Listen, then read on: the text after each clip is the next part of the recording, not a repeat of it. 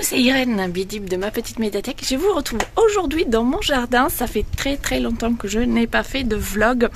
Comme je disais dans ma dernière vidéo, finalement, quand je suis au jardin, je ne pense pas du tout à filmer. Je suis dans l'instant présent, le plaisir d'avoir les mains dans la terre, d'être avec mes plantes. Du coup, soit j'y ne pense carrément pas, soit tout simplement j'y pense et je me dis, non, j'ai pas envie de filmer, là j'ai envie de profiter de l'instant. Donc l'idée de faire des vlogs réguliers, je trouvais ça sympa finalement. J'ai pris du plaisir à jardiner et pas forcément à filmer mon processus. Mais c'est pas grave, je vous fais du coup des vidéos quand l'envie en vient et je vous montre un petit peu les progrès au fur et à mesure du potager. Donc pour ceux qui découvrent cette chaîne, j'ai un petit jardin de centre-ville dans les Deux-Sèvres, donc dans le nord du sud-ouest. Et j'ai donc cette année obtenu un nouveau jardin dans lequel je commence un nouveau potager. C'était anciennement là où j'ai fait mon potager, une petite aire de jeu dans un jardin où il y a de nombreux arbres fruitiers. Voici un petit peu pour le contexte de ce jardin. Ça y est, j'arrive dans la zone lumineuse, je ne vois plus la caméra. Donc j'espère que vous me voyez bien parce que je vois rien ce que je fais. Donc voici un petit peu pour le contexte du jardin. Donc ce jardin, je l'ai obtenu en février. Il y avait beaucoup de choses à débroussailler. Non, c'est pas ça qu'on dit. Bref, beaucoup de lierre sur les murs, des arbres à tailler, etc. Donc en février, étant pas forcément la saison propice pour la taille des arbres, j'ai taillé les branches mortes, ce qui a empêché de passer, etc. Mais il y aura encore beaucoup de travail de taille à faire en automne. Et j'ai commencé à implanter le potager, donc petit à petit. Je ne voulais pas... D'une part, je voulais pas entamer de gros travaux, genre retourner toute la terre, etc. Je fais tout à la main. J'ai pas de motoculteur, de choses comme ça. Donc je voulais pas non plus me blesser parce que j'ai des problèmes de dos, etc. Donc je me suis dit, j'y vais vraiment tranquillement, petit mètre carré par petit mètre carré. J'utilise donc pas de mécanisation, pas de... Vas-y, j'ai quand même des trucs pour couper l'herbe électrique, mais ou à gaz. Pas à gaz. Bref, une tondeuse quoi. Mais sinon c'est tout, le reste c'est tout à la main. Inspiré donc de l'agriculture biologique, de la permaculture, de l'agroécologie à l'échelle d'un tout petit potager familial de centre-ville. Voici pour les principes que j'applique. Et justement, je voulais revenir un petit peu sur les principes de la permaculture. Attendez, hop, je me pose comme ça, j'ai le bras qui est calé. Souvent, dans tous les livres, on dit la première année, on observe, puis on fait un design et on passe à l'action une fois qu'on a établi son design. Bon, déjà ici, on est dans un tout petit jardin avec des contraintes, voilà, de jardin de ville. Donc le design, il n'est pas très complexe à mettre en place, mais quand même, je voulais revenir là-dessus parce que c'est un principe que je trouve très intéressant, mais qui s'applique pas du tout à ma façon d'être en général et à ma façon de jardiner en particulier.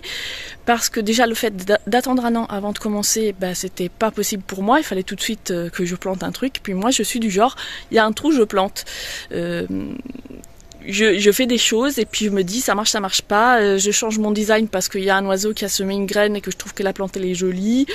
Puis souvent aussi d'ailleurs, pourquoi est-ce que je filme pas toujours? Tout simplement parce que je sors au jardin en me disant je vais aller voir, faire un petit tour ou arroser mes semis, et puis une fois que j'ai arrosé mes semis, je me dis tiens là cette branche elle est sur le chemin, je vais la tailler. Cette branche si j'essayais d'en faire une bouture, tiens il faudrait que je désherbe ça.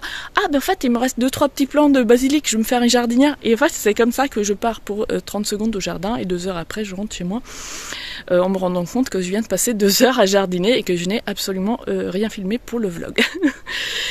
Du coup je me suis dit que j'allais aujourd'hui vous faire une petite vidéo, non pas de vlog pendant que je jardine, mais juste un petit tour du jardin pour vous montrer où ça en est depuis la dernière vidéo, pour ceux qui suivent régulièrement mes petites vidéos. Donc cette vidéo, j'ai l'habitude de faire des vidéos très courtes et elle risque d'être un tout petit peu plus longue parce que je voudrais tout vous montrer. Donc je tourne la caméra et on part à la visite du jardin. Alors là, je suis revenue un tout petit peu sur mes pas pour vous montrer. Donc ici, les 2 premiers arbres fruitiers, ce sont 2 pruniers, de très vieux pruniers. Et vous voyez là, j'ai quand même taillé des branches parce que c'était des branches malades, cassées. Donc voilà, je voulais pas que avec des coups de vent, etc., la situation s'empire. Et du coup, voilà, j'ai coupé tout ce qui était malade ou cassé. Pas vraiment tout, puisque là vous voyez les branches elles tombent beaucoup, elles sont chargées de fruits, elles avaient fleuri, elles avaient fructifié, donc j'ai décidé de attendre la fin des récoltes pour pouvoir couper. Ici là-bas il y a encore des branches qui sont en fait cassées qui ont été cassés à la tempête de l'année dernière, mais ça n'a pas du tout empêché l'arbre de fleurir et fructifier quand même. Donc je me suis dit que voilà, je voulais pas tout tailler d'un coup, petit à petit je lui coupe quelques branches histoire qu'il ait le temps de se remettre, on va dire, de chaque coupe. En tout cas, il est assez étonnant de vitalité, parce que vous voyez le nombre aussi de nouvelles branches de l'année, alors qu'il est vieux, qu'il y a des parties malades, des parties cassées, des parties... Voilà. Donc je suis assez impressionnée par cette vitalité. Et d'ailleurs, cet arbre fruitier, je ne saurais pas dire lequel était le premier, mais c'est assez étonnant, car il se reproduit. Et par exemple, ici, hop, ce petit arbre, eh bien, c'est un rejet de ces fruitiers qui sont... Hop, je vais peut-être un peu vite. Voilà, ces fruitiers qui sont là ont donné des rejets un peu partout, donc et il y en a tout le temps. Dès que je vais quelque part, il y a des rejets un peu partout, mais dans tout le jardin. Ce qui est bien, je peux reproduire des arbres. Ici, il y a encore un autre prunier qui a poussé là, qui lui est assez vieux, mais je pense que c'est un rejet aussi. Là-bas, ici, il y a encore un rejet, et il y a des rejets même qui sont poussés derrière le mur dans le chemin. Donc c'est une vitalité étonnante, et tous les rejets, au bout de quelques années, donnent des fruits. J'en ai d'ailleurs un autre dans l'autre jardin c'était un rejet que j'avais laissé pousser et qui donne cette année les premiers fruits, et ça fait 3 ans peut-être, 3-4 ans que je l'ai laissé pousser à partir de rien, vraiment de petites branches qui est sortie de terre. Donc je suis vraiment impressionnée donc je vais essayer de récupérer quelques rejets, les mettre en pot pour pouvoir les offrir autour de moi. Je recule encore un petit peu parce qu'ici, vous voyez, il y a cette structure. Donc cette arche, j'ai pas beaucoup de recul. Alors, cette arche ici, c'est moi donc qui l'ai installée. Il y avait ici des rosiers. Les rosiers, c'est pareil, c'était un peu tard pour les tailler, mais je les ai quand même taillés parce qu'ils n'avaient pas été taillés depuis des années. Et ici, vous voyez, ils ont bien profité. Lui, il a poussé super haut. Ils ont tous donné des roses. Il y a encore des roses, mais au mai-juin, c'était vraiment magnifique. Et ici, j'ai déplacé un mûrier sans épines que j'avais planté dans l'autre jardin au pied d'un petit merisier, je sais pas comment on prononce, et qui chaque année donnait des fleurs et des fruits, mais les fruits n'arrivaient jamais à maturité parce qu'au mois d'août, l'arbre pompait toute l'eau et les fleurs n'arrivaient pas à maturité. Donc je l'ai déplacé, je les mets ici. Il n'est pas très très loin d'arbre, comme vous pouvez voir, il y en a tout autour, mais il est quand même pas vraiment au pied, donc j'espère que cette année il pourra arriver à maturité. Et là encore, je suis vraiment surprise parce que j'ai du coup transplanté ce pied, on devait être en mars-avril. Et je me disais c'est un peu tard, j'aurais dû faire ça à l'automne, mais l'automne j'avais pas encore le jardin. Et finalement il s'est très très bien repris, alors qu'au moment où je l'ai transplanté, il avait déjà les boutons des fleurs. Ici, à ses pieds, j'ai mis un pied de menthe que j'ai récupéré, une menthe qui avait poussé spontanément dans le jardin d'une amie. C'est une menthe verte qui sont super bons et qui s'est également très très bien adapté. Voilà, c'était un petit pied que j'avais arraché au pied d'un mur avec sa petite racine, et il s'est bien plu. Ici, nous avons des fraises que j'avais achetées donc ce printemps chez La Bonne Graine, des fraisiers à racines nues. J'en ai mis un peu partout dans le jardin, aussi j'ai expérimenté plusieurs méthodes, vraiment labourer la terre avec une grelinette, etc. Ou alors juste faire des trous. Ici j'avais pas trop labouré, j'avais juste gratté vite fait et planté mes fraisiers. Et je constate, souvent on dit il n'y a pas besoin de travailler la terre. Bon, moi je constate dans mon jardin, en tout cas dans mon contexte ici, avec la nature du sol que j'ai ici, que les petites parcelles que j'ai travaillées avec la grelinette, bien casser les mottes, etc., sont beaucoup plus belles que les endroits où j'ai pas du tout fait ça. Ici, je n'ai pas du tout fait ça, et je ne sais pas si c'est ça qui joue, ou si c'est parce que c'est un peu à l'ombre et qu'ils n'ont pas assez de soleil, ou alors ils n'ont pas reçu assez d'eau, je ne saurais vous dire. Mais ici, la terre, c'était vraiment... J'avais mis un petit paillage, mais ça s'était vraiment tassé. Du coup, je viens tout juste de remettre une couche plus épaisse de paillage de broyat qu'on avait fait ce printemps et que j'ai laissé du coup composter un mois avant de l'utiliser au jardin. Donc là voilà, je lui ai mis une bonne couche et j'espère que ça lui fera du bien et que ça permettra au ver de terre de venir travailler un petit peu la terre en dessous qui était donc beaucoup trop tassée, je pense. À côté, je leur ai mis des petites fleurs. Alors, labourage qui a poussé spontanément parce que j'ai semé une fois dans mon jardin et depuis il y en a partout. Les petites marguerites et les petites clochettes. Ici de l'autre côté, j'avais essayé de faire une plantation de salades. Alors les salades, je disais dans un précédent épisode que on conseillait souvent de faire les semis de salade aux débutants. Et moi, les semis de salade, j'y n'y arrive jamais, ça ne fonctionne jamais. Donc je me suis dit, bah, je vais planter des salades que j'achèterai en jardinerie. Bon, comme vous pouvez constater ce magnifique pied de salade, ça ne fonctionne pas non plus. Les salades n'ont pas grossi, elles sont restées minuscules jusqu'à ce qu'elles montent en fleurs. Donc là, je vais la laisser faire ses fleurs, voilà. J'étais aussi pas forcément dans un bon endroit. Ici, c'était au pied des rosiers. J'avais quand même tout nettoyé, bien désherbé, mis du paillage, etc. Mais quand même, voilà, c'est une zone, les ronds sont repoussés entre les rosiers. Donc je pense que je vais renettoyer un petit peu tout ça à l'automne et remettre une couche de paillage plus épais, peut-être carrément une couche de foin ou de paille, ou alors une bonne couche de broyat. Voilà, ce rosier avait donné une très jolie rose, mais là maintenant il fait que des feuilles. Ici donc c'est un... Mince, j'ai oublié le nom, donc c'est un buisson qu'on m'a offert, que j'avais planté dans ce pot.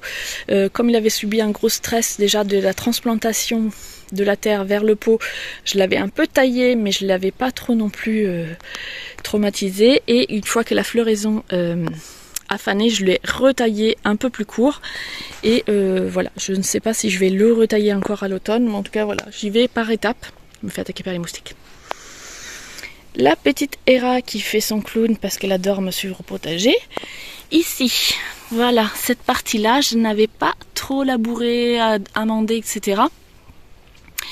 Et ici, j'ai eu beaucoup de mal. Donc, il y a les petits pois qui avaient poussé sur le grillage que j'avais mis exprès. Donc, les petits pois ont quand même donné de jolies récoltes. Par contre, de ce côté-ci, j'avais fait plein de semis. Bon, c'était des vieilles graines, ça n'avait rien donné. Donc, j'avais refait des semis qui n'ont pas donné grand-chose. Donc, voilà, vous avez une betterave sur toute une ligne de betteraves. Donc là, j'y ai replanté des oignons qui me restaient, des basiliques. Là, voilà, il y a une petite aubergine qui ne donnera rien, mais voilà, il me restait un petit plant d'aubergine. J'ai fait aussi sur les aubergines et les tomates aussi, une erreur, c'est-à-dire que j'ai gardé tous mes plants au lieu de sélectionner vraiment que ce qui était plus joli et finalement, voilà, par exemple, vous voyez ce petit pied de tomate qui est tout moche, et ben voilà, j'avais plein de petits pieds de tomates qui étaient pas terribles, j'ai voulu les planter quand même. Donc bon, il a l'air de faire des fleurs, il fera peut-être des tomates, mais je vois bien la différence avec d'autres pieds de tomates que vous pouvez voir ici derrière. Donc déjà celui-ci, je pense que ceux-là sont des tomates cerises et ce sont des plants qui poussent pas en hauteur, qui s'étalent. Je sais pas si on voit grand chose sur la vidéo. Voilà, ils s'étalent comme ça. Et ces pieds-là sont beaucoup plus sains. À côté, par exemple, si je prends celui-ci, qui ressemble à rien et qui est même... j'ai l'impression qu'il a subi des mutations. En fait, les feuilles, au lieu de pousser comme une feuille normale, voilà, ici vous avez une feuille de tomate, et voilà, ici, celle-ci. Voilà, les feuilles, elles poussent comme ça. C'est un peu étrange, donc je ne sais pas si je dois l'arracher, l'enlever. Est-ce que c'est une maladie, une mutation génétique, une graine qui était pas bonne? Je sais pas. Pour l'instant, il n'a pas l'air malade quand même, à part que ses feuilles ressemblent à rien. Donc je le laisse. Et ici, nous avons d'autres variétés de tomates qui, elles, sont plutôt bien poussées. Au niveau des tomates, comme vous pouvez voir, il y en a des plus ou moins garnies. J'ai encore là testé différentes techniques. Là, j'ai enlevé les gourmands. J'ai même enlevé les feuilles qui touchaient le sol. D'autres, j'ai enlevé moins de gourmands. Voilà. Là, on a deux plants qui se ressemblaient. Celui-ci est beaucoup plus garni parce que j'ai enlevé moins de gourmands. Vous en avez un beau ici, par exemple. Vous en avez là. Et hop, un gourmand ici. Donc voilà, je n'ai pas envie d'appliquer une recette, un dogme, il faut faire comme ci ou il faut faire comme ça. J'essaye différentes techniques et puis je vais voir ce qui fonctionne ici, ce qui fonctionne avec mes tomates dans ce contexte particulier et ce qui ne fonctionne pas. Et puis surtout, il faut être un peu au taquet pour les gourmands. Donc par exemple là, hop, j'en vois un tout petit. Je vais l'enlever tout de suite. Mais celui-ci, il est beaucoup trop gros pour que je l'enlève maintenant, alors qu'il a déjà des fleurs, etc. Donc je le laisse. Là pareil, un autre gourmand qui est déjà en train de faire des fleurs et des tomates. Donc les tomates, moi je suis pas prête d'en manger, hein, parce que voilà, les tomates les plus avancées que j'ai, c'est de ce calibre-là pour l'instant. Avec les tomates, j'ai mis des fleurs. Donc ici, elles commencent tout juste à sortir. Ce sont des zinnias, je vais vous en montrer un petit peu plus loin. Ici, j'ai enlevé les comment on appelle ça, les petits pois, et j'ai mis tout de suite derrière des haricots. Donc je ne sais pas si faire succéder les haricots aux petits pois est une bonne idée. Il me semble avoir lu que ça n'en était pas une, mais je me suis dit je vais quand même tester, parce que voilà, il me fallait un grillage. C'est des haricots grimpants, des haricots à rames, et le seul endroit où j'avais un grillage, c'était ici. Avec les petits pois, j'avais mis des capucines. Donc ici, comme vous pouvez le constater, ce sont des capucines grimpantes. La capucine a de multiples avantages. Hop, je me rapproche pour vous montrer de plus près les fleurs. Et ce que j'aime beaucoup dans la capucine, déjà, c'est que c'est une touche de couleur magnifique. La plante sert de plante martyre, c'est-à-dire que les, comment on appelle ça, les pucerons en rafale, donc ils vont attaquer la capucine en priorité, en laissant un peu tranquille les plantes qui sont à côté, et ça va du coup faire venir, comme vous pouvez le constater juste ici, l'exos auxiliaire qui grignote les pucerons, et du coup ça me permet, voilà, de faire venir les prédateurs de pucerons et d'avoir une plante martyre qui va prendre à la place des plantes potagères. Et comme ça, voilà, on favorise la biodiversité, la régulation naturelle sans avoir à trop intervenir. Après, il y a des fois, ça ne suffit pas, mais en tout cas, voilà, c'est une bonne façon de réguler, on va dire. Et surtout, les capucines, j'adore, ça se mange. La fleur a un goût piquant que j'aime beaucoup. Alors je ne l'utilise pas dans la cuisine, je vais vraiment la picorer directement au jardin. Quand je jardine, je picore quelques fleurs par-ci par-là. Je m'en sers pas tellement, mais on pourrait les mettre dans une salade, ça serait top. Les feuilles, je crois qu'elles se mangent aussi, mais j'ai jamais testé. Ici, à ses pieds, vous voyez cette plante. Alors ça, ce sont les plantes sauvages que je laisse pousser. C'est du plantain, et le plantain est une plante médicinale qui est très utile dans tout ce qui est piqûres d'insectes, démangeaisons de peau, etc. Donc je la laisse pousser. Elle se mange aussi. On peut en faire des salades, les petites feuilles... les jeunes feuilles en salade, avec les fleurs, je crois qu'on peut faire une sorte de capre. Voilà, moi je la mange pas forcément tout le temps, mais j'en garde quand même dans le jardin pour pouvoir faire notamment des huiles infusées pour tout ce qui est piqûres d'insectes et démangeaisons de la peau, et après je fais des baumes avec. Donc voilà, elle pousse ici spontanément, il y en a partout, donc j'en ai laissé un petit peu, tant qu'elle ne me gêne pas, je la laisse. Et en parlant de végétation sauvage, vous pouvez voir que j'ai paillé, mais c'est des paillages assez fins du commerce, et du coup j'ai pas mal de végétation qui pousse. Ici, d'ailleurs, ce sont des courges qui ont poussé parce que j'ai mis du compost et il y avait des graines dedans, donc je ne sais absolument pas ce que c'est. C'est au milieu de tomates, c'est vraiment pas l'endroit idéal pour faire planter ces courges, mais je les laisse, on verra ce que ça donne. Et en fait, toute cette végétation, je me dis, ça fait aussi un petit tapis, tant qu'elle ne devient pas trop envahissante, donc je la régule, mais j'éradique pas forcément tout le temps tous les brins d'herbe qui poussent de partout, puisque ça va permettre quand même d'avoir un tapis végétal qui va garder l'humidité. Alors ici, on a différentes choses. Les graminées, en général, j'essaie de les enlever. Alors là, je les enlève pas tout de suite et j'attends un petit peu pour voir quelle graminée c'est exactement. Parce que par exemple, il y a des graines de... comment on appelle ça, d'avoine, qui viennent des mélanges de graines que j'ai pour les oiseaux que je mets, et du coup des fois ça se ressème et du coup je les laisse. Voilà, donc j'attends un petit peu, voir qu'est-ce que c'est comme graminées, et après j'enlève ou pas, mais en tout cas les graminées, j'évite d'avoir un tapis de graminées parce que ça empêche, enfin ça récupère toute l'eau et ça va du coup assoiffer un peu ses voisins. Là par contre, c'est du trèfle ou de la luzerne, je ne saurais pas dire, mais en tout cas ça c'est pas très gênant, je peux le laisser, ça fera un petit tapis végétal. Ici on a un petit géranium sauvage, donc les géraniums sauvages c'est pareil, je régule parce que ça a tendance à quand même récupérer l'eau au détriment des autres plantes. Le liseron, en revanche, c'est très pénible parce qu'il s'enroule autour des plantes, donc je l'arrache régulièrement quand je vois que la plante commence à être un peu étouffée, mais il a quand même la vertu de garder le sol très humide sans assoiffer ses voisins, donc je laisse. Alors ça, je sais que c'est mauvaise herbe graminée, je l'enlève. Voilà, ici, au milieu de ce parterre, vous vous dites, c'est quoi ce parterre de mauvaises herbes? Ben là, c'est parce que j'ai mis les patates douces et je ne me suis pas amusée à désherber les patates douces. Donc voilà, c'est un pari, on verra si ça marche ou pas. Je me suis dit, la patate douce, si elle est bien vigoureuse, devrait prendre le dessus, puisque ça va faire des grandes lianes qui doivent tout recouvrir en théorie. Et donc voilà, j'ai envie de voir si ça marche en laissant la végétation et qu'elle prenne le dessus, ou si au contraire, elle va se le faire elle-même étouffer par la végétation. Donc voilà, tout ce parterre qui ne ressemble à rien, c'est en réalité un parterre avec des patates douces et aussi quelques plantes de patates tout court là-bas. Ici, tout simplement une petite allée que j'ai la flemme de tondre. Et donc là, vous avez plein d'avoine sauvage. Celle-ci ne vient pas des graines des oiseaux, mais les oiseaux en raffolent quand même. Donc bon, j'y passe pas tellement ici pour l'instant, donc ça me gêne pas plus que ça. Je nettoierai plus tard. On avance. Le pitre est toujours là, elle profite des fées bronzettes.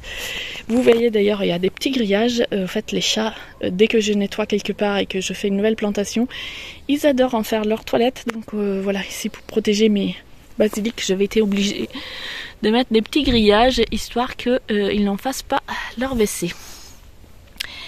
Ici encore des tomates, donc un plan très bien réussi et un plan mutant. Je ne sais pas si vous voyez grand chose. Voilà, je sais pas. Je sais pas si c'était des vieilles graines toutes pourries ou si j'avais récupéré des semis spontanés, et je pense que ces plants de tomates qui ressemblent à rien, c'est ceux qui s'étaient semés tout seuls. Ici, donc j'ai deux choux que vous voyez, ils sont vraiment pas très très beaux. Alors celui-là ça va, celui-ci c'est voilà, c'est le martyr, et il y a les limaces, tout le monde s'attaque à lui, mais du coup je le laisse. Je me dis, autant qu'il y a un martyr et que les autres soient un peu à l'abri.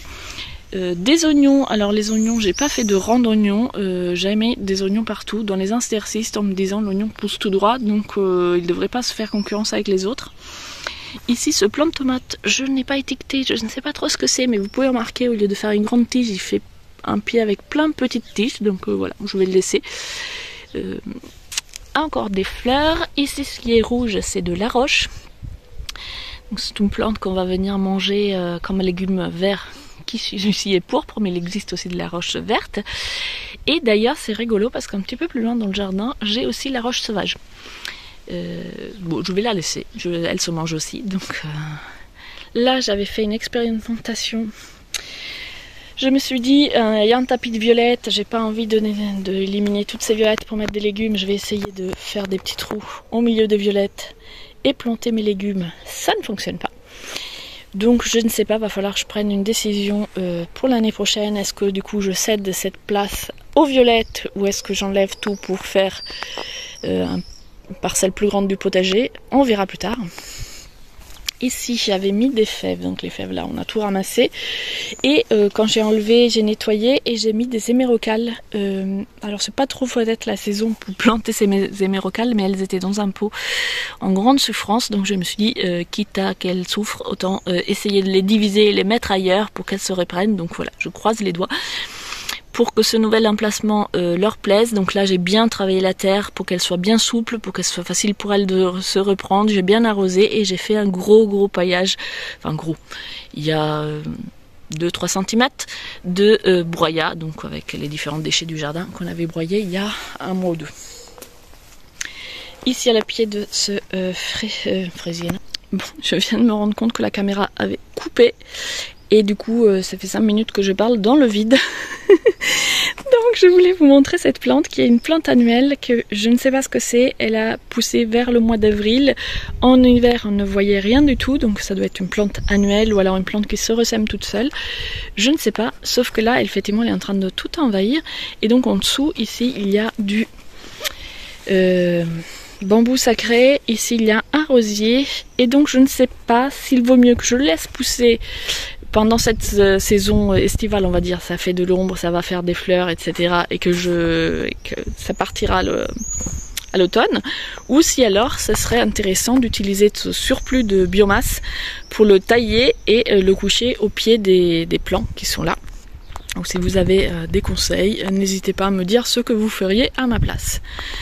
Ici il y a un érable qui a poussé. J'ai du mal à supprimer les arbres, donc je l'ai laissé, mais je pense pas qu'il manque d'arbres dans ce jardin, donc je ne sais pas.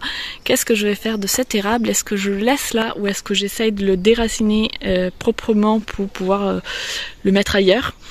On verra cet automne. Pour l'instant, j'y touche pas. Ici, c'est pareil, on a un petit érable qui a poussé ici. Donc il est assez près de la cabane, mais alors je le trouve mignon, donc j'ai envie de le laisser, mais c'est pareil, il y a d'autres petits érables qui poussent, donc celui-là je vais essayer de le récupérer. Là il y a un rejet, je vous avais dit, d'un prunier, mais qui est vraiment à côté du mur, donc voilà, tous ces petits arbres, je ne sais pas trop ce que je vais en faire, mais j'ai du mal à tailler des arbres. Vous voyez là les magnifiques récupérateurs d'eau, mais c'est très pratique. Ici nous avons donc un superbe figuier qui est complètement envahi entre le lierre qui pousse ici, la vigne qui lui a poussé à moitié dessus, le cerisier qui lui pousse par-dessus, donc mais il a des figues. Pour l'instant, j'ai touché à très peu de branches de ce figuier, sauf celles qui poussaient sur le toit. Derrière tout ce bazar là, vous voyez un mur avec une échelle ici. Mais en fait là il y a une cabane qui est dans l'autre jardin et donc il y avait des branches à la fois des cerisiers et du figuier qui poussaient sur le toit. Donc tout ce qui poussait sur le toit, je l'ai taillé pour pas que ça vienne abîmer quand il y a du vent et tout le toit. Ici vous voyez encore la passifleur qui revient en force. Tous ces arbres étaient complètement couverts de passifleurs. Vous voyez ici, vous avez encore de la passifleur là. La vigne elle a poussé dans l'arbre.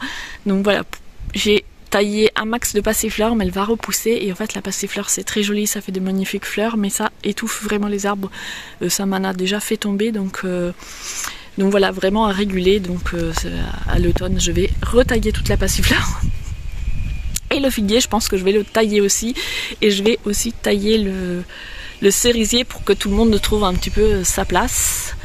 Les cerisiers a priori n'aiment pas trop la taille, donc je pense que je vais pratiquer une taille assez drastique cette année pour après le laisser tranquille pendant quelques années, ou alors vaut mieux faire des petites tailles tous les ans, je ne sais pas trop, dites-moi ce que vous en pensez.